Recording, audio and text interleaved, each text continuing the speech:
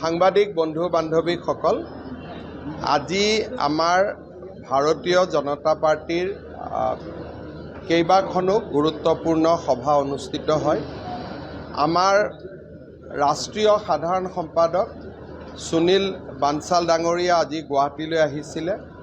তেখেতে চৰকাৰ আৰু দলৰ সমন্বয়ৰ ওপৰত আমাৰ লগত আলোচনা কৰে আৰু কেইটামান পৰামৰ্শ আগবঢ়ায়।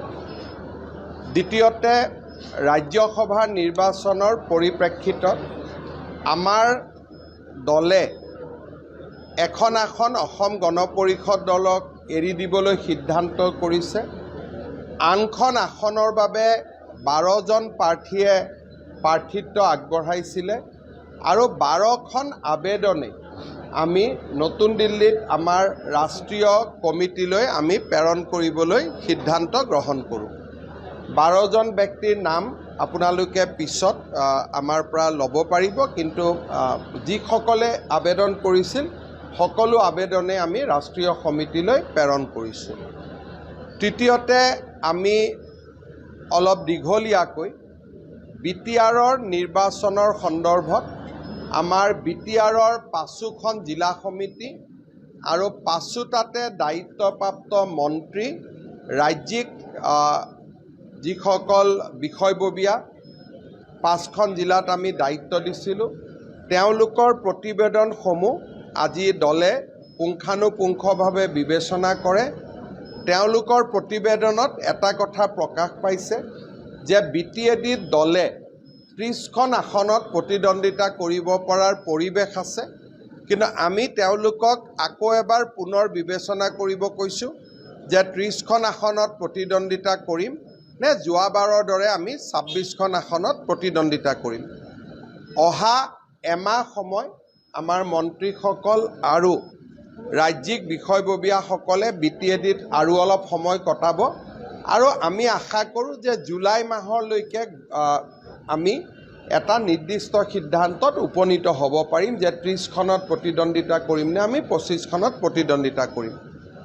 ৰাজ্যিক সভাপতি ডাঙৰীয়া, মই, আমাৰ প্ৰভাৰী হৰীশ দ্বিবেদী ডাঙৰীয়া, আমাৰ সাংগঠনিক সম্পাদক ৰাজু ডাঙৰীয়া, আমি সকলোৱে ৰাজ্যৰ শেহতীয়া বান পৰিস্থিতিৰ বিষয়ে আলোচনা কৰোঁ আৰু আমি এটা কথাত সকলোকে পৰামৰ্শ দিছোঁ যে চৰকাৰৰ সমান্তৰালভাৱে আমাৰ দলৰ সকলো কাৰ্যকৰ্তাই যাতে বান বিধ্বস্ত ৰাইজক সহায় কৰাৰ বাবে আগবাঢ়ি যায়।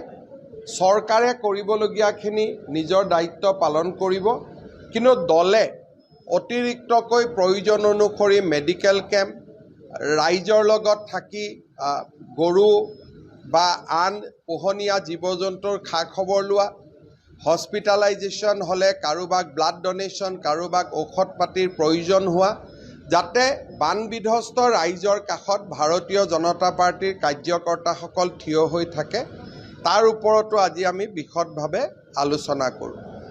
জুন মাহত আমাৰ কেইবাটাও গুৰুত্বপূৰ্ণ কাৰ্যসূচী আছে। 5 জুনত আমাৰ এনভাইৰনমেণ্টেল ডে'। বানপানীৰ পৰিৱেশ অনুসৰি য'ত য'ত বানপানী নাই তাত আমি এনভাইৰনমেণ্টেল ডে' পালন কৰিম। শ্যামাপ্ৰসাদ মুখাৰ্জীৰ আমাৰ বলিদান দিৱস আছে, সেই 23 জুন তাক আমি পালন কৰিব লাগিব।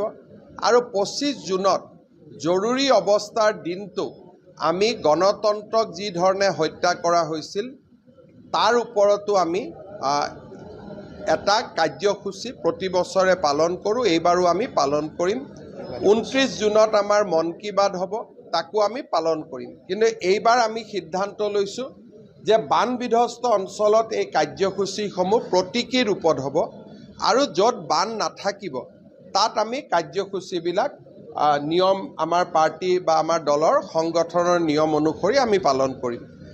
এক প্ৰকাৰ ক'ব গ'লে দিনৰ প্ৰায় 4:30 বজাৰ পৰা এতিয়া 9টা বাজিছে, আমি 4.5 ঘণ্টা সময় এনেধৰণে দলৰ বিভিন্ন কথা বতৰা আলোচনা কৰি পাৰ কৰিলোঁ। আপোনালোকে বহুত দেৰি অপেক্ষা কৰি আছিল, আপোনালোককো ধন্যবাদ জনাইছোঁ। কিবা যদি সুধিব খোজে আপোনালোকে সুধিব পাৰে।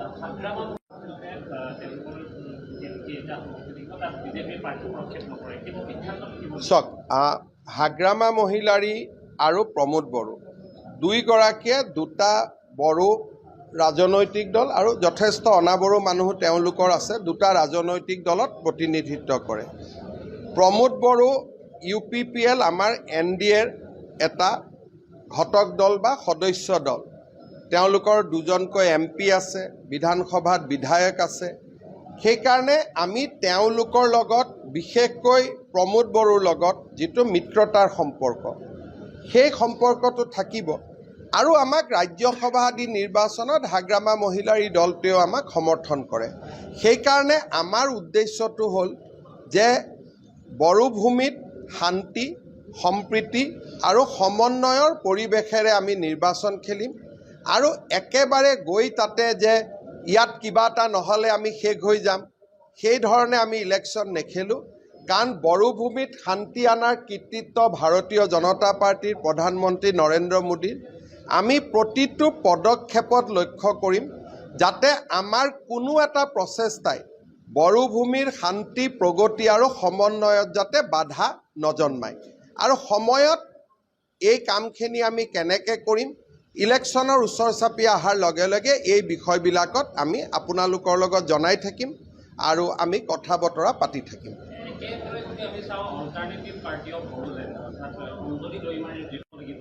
অঞ্জলি দৈমাৰীৰ যিটো দল, সেই দলটো এটা বড়ো ৰাজনৈতিক দল। কিন্তু এই ৰাজনৈতিক দলটোৰ বিষয়ে বহুত খবৰ এতিয়াও আমাৰ লগত নাই। তেওঁলোকেনো কিমান চিটত প্ৰতিদ্বন্দ্বিতা কৰিব বা কি ধৰণে তেওঁলোক আগবাঢ়ি যাব খুজিছে। কিন্তু ব্যক্তিগতভাৱে অঞ্জলি দৈমাৰীৰ লগত মোৰ হোৱাটছআপত কথা বতৰা হৈ থাকে, সভাপতিৰ লগতো সম্পৰ্ক ভাল।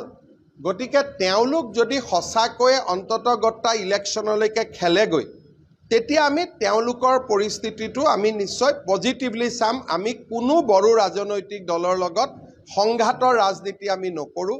শান্তি, সম্প্ৰীতি, সমন্বয়, এই তিনিটা বস্তু আমি বজাই ৰাখি ইলেকশ্যন খেলিম। কাৰণ বড়ো ভূমিত যিসকল অনাবড়ো লোক, তেওঁলোকৰ নিৰাপত্তাৰ দায়িত্ব বিজেপিৰ আছে।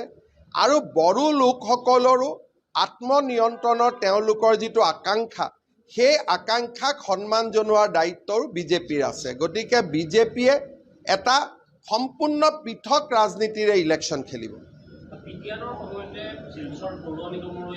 শিলচৰ পৌৰসভাৰ ইলেকশ্যন অক্টোবৰত হ'ব, BTRৰ ইলেকশ্যন ছেপ্টেম্বৰত হ'ব। গতিকে তাৰ পিছতে মিচিং কাউন্সিল, সোণোৱাল কাউন্সিল। গতিকে ডিচেম্বৰলৈকে বিধানসভাৰ ইলেকশ্যনৰ আগলৈকে 4টা ইলেকশ্যন হ'ব।